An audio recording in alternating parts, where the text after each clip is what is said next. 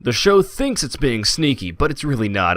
It's pretty obvious where this is going to end up going in the next episode.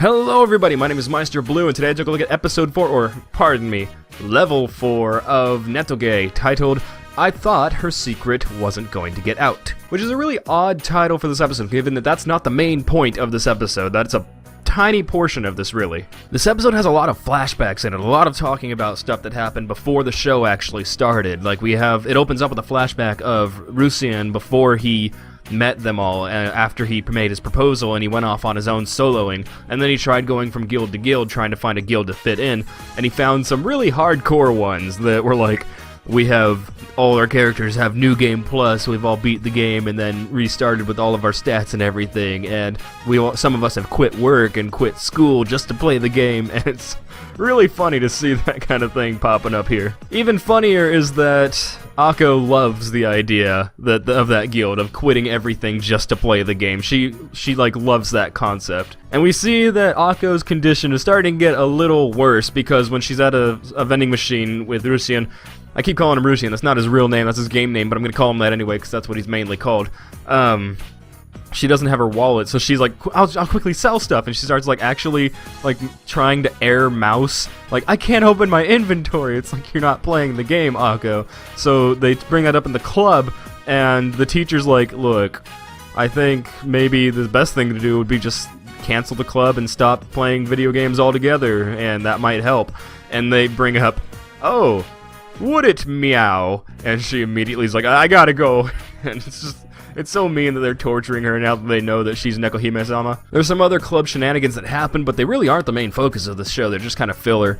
But the main focus seems to be a little bit of a conflict arising between Rusian and Akko, even more so than there was before. After going on what's a really cool in-game date, it's probably just because I play a lot of MMOs and everything. I would love I love the concept of going on an in-game date. I know I'm super nerdy and super gross and probably just and whatnot, but that sounds really adorable to me, is going in a video game with your significant other and just exploring, going to romantic-looking areas, having a good time. That sounds like an amazing date. After that, they come across a new character, and you know she's new because she says Ari Toga, which the subtitles was like thanks, like she's not used to chatting, and Rusian apparently has this moe kind of feel about him, where he's like, if I see a new character, I feel compelled to help them, so he helps her, and he says, have we met before? Because immediately Akko pounces on this, and she gets all scary, and she's like, do you know this girl? And he's like, I don't know, do I know you? And the girl nods, and he's like, do you know how to play any part of this game? And then she's like, no, I don't, but then he starts teaching her, and in the background we see Akko just like pouting and just unhappy at this whole situation. The topic of cybering is brought up in this episode, and if you guys don't know what cybering is, I don't know if I should tell you. It's something that only grown-ups should be doing inside video games. It's something that if you hear people making jokes about Goldshire in World of Warcraft, it's probably related to cybering in many ways. It's brought up in a hilarious way, primarily because Akko brings it up. And for those of you who know what it is, yeah, Akko's the one that brings it up, and she's like, maybe we could do this because it's separate, right? It's the video game and the real world are separate, right? So we're husband and wife in this world, so maybe we could. And he immediately shoots it down, and at the same time he shoots it down, it cuts, and they're in a cemetery now. So it's like he felt the need to just take her to the most unromantic, unsexy place he could think of, and they just decide to go to a cemetery. The next day they meet up with the group, and the girl that he helped train runs up to him and jumps and grabs onto his arm. And I was expecting silly and maybe a little angry and whatnot. I was expecting Akko to just lose her mind and go crazy.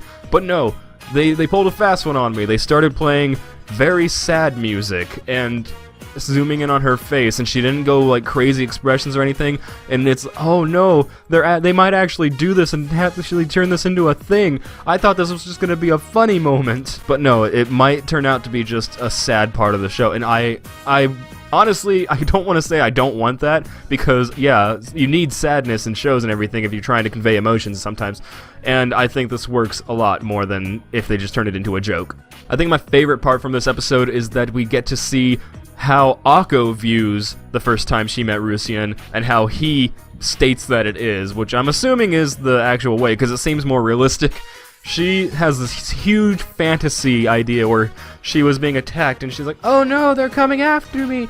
And he comes in and just slices them all in like one hit, like twirls the sword, slams it in the ground, turns his head, and he's like super like romantic manga animated, and he's like, are you okay? And like she just turns him into this white knight, and his version of it is, I saw you standing around and you walked up to me and said, how do I make this game end? And the next day, when she logged back in, she just started stalking him. And there's all chibi, she's all chibi too, and it's so adorable. But yeah, that was episode 4 of Netoge. Still in love with this show. I'm so glad it's only 4 episodes in and they've done so much. That means that if they're only going for 12 or 13 episodes, they can still do so much, and I'm so happy about that. They aren't wasting their time, which I see a lot of 12-episode anime do, and it's kind of frustrating, but this one, not doing that, so it's a real good thing. I'll be back tomorrow with episode, I think, 5 of Kagewani, so if you look out for that, you should take a look at that, maybe give this video a like, or share it with your friends if you feel like it, and until next time, everybody, peace out.